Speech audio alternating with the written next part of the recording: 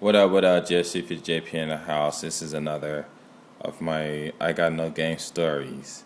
Okay, this happened in a club in Osaka called, I think it's called Grand Cafe. And every month, I think twice a month, they have these events called Safari. And basically, it's just ladies come in free and it's a lot of hip hop and R&B and some reggae. And the place on those nights always crowded.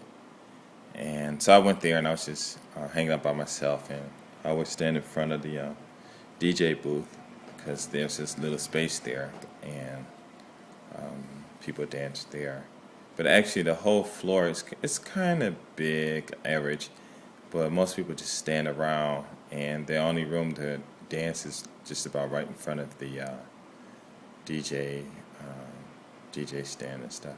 So I'm over there dancing and stuff, and girls hanging around. But I noticed this one girl, she was like 5'10", really pretty, and she was like really stacked and stuff. And her and her friend, they looked, and I looked, and they smiled, and I smiled. And I thought about going over there, but a smile doesn't mean anything, or at least to me it doesn't anyway. And we were dancing and stuff, and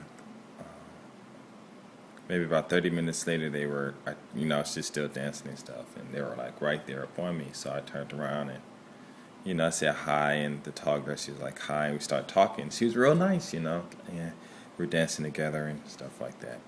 And so I said, okay, well, I'm going to go get a drink. So I went and sat at the bar, and she came with me, and I bought her a drink. We were drinking like sodas or something like that because both of us were driving.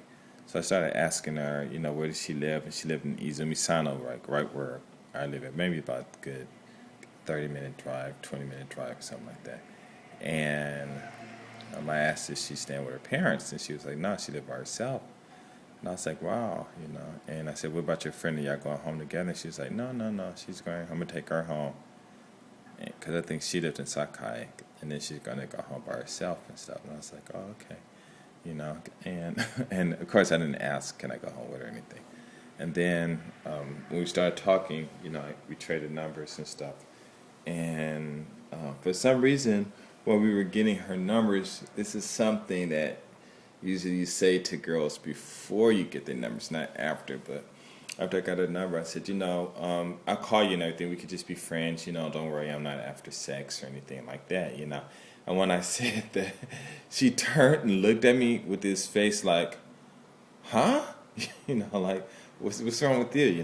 And it was so obvious the look on her face. I was like, oh man, I can't believe I said that, because actually you don't have to really say anything about it.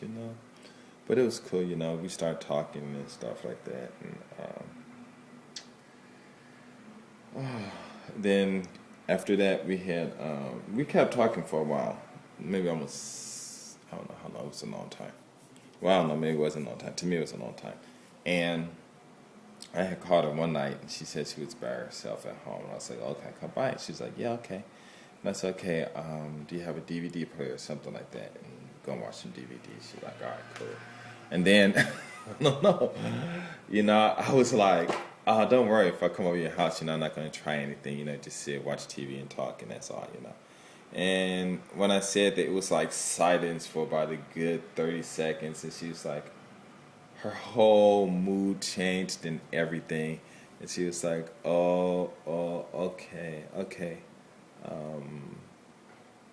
Okay, I'll just see you when you come here. What time are you going to come? And I said, oh, I could be there in about maybe 45 minutes or so.